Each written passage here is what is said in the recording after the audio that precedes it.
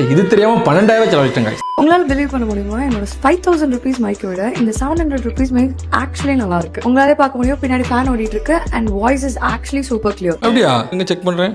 Guys இதுதான் அந்த mic சரிங்களா? நான் கரெக்டாக 738 ரூபாய்க்கு வாங்கினேன். ஆனால் இது 2 மைக்கே வாங்கினா வெறும் 900 ரூபா தான். அது தெரியாமல் ஒரு மைக்கே வாங்கிட்டேன். உள்ள உங்களுக்கு எல்லாரும் காட்டுறாங்க. ரிசீவரு அடுத்தது மைக் இருக்குது. காய்ஸ் நீங்கள் இப்போ கேட்டுருக்க வாய்ஸ் வந்து இந்த மைக்கில் ரெக்கார்டான வாய்ஸ் சரிங்களா? எப்படி இருக்குது நீங்களே சொல்லுங்கள். இப்போ நான் என்ன பண்ண போகிறேன்னா இதில் 3 நாய்ஸ் கேன்சலேஷன் மோட் இருக்குது சரிங்களா? ஒவ்வொன்றா செக் பண்ணால் லேட் ஆயிரும். ஸோ நான் 3ஆம் மோட் டேரெக்டாக போயிருந்தேன். அதுக்கு முன்னாடி நான் வந்து டிவி ஆன் பண்ணிக்கிறேன்.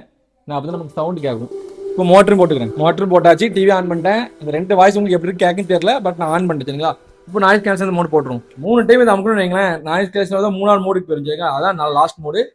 இப்போ வாய்ஸ் எப்படி இருக்கு நீங்களே பார்த்து சொல்லுங்க. டிவி சவுண்டு அந்த சவுண்ட்லாம் கேட்க எனக்கு தெரியல, நீங்க தான் சொல்லணும். சரி ரைட், இப்போ இந்த வாய்ஸ் கேட்டிருக்கீங்க அப்படி தானே? இப்போ நம்மகிட்ட ஹோலி லேண்டால 12,000 மைக் இருக்கு. எந்த வர மைக் இல்லை, இதாக இருக்கு.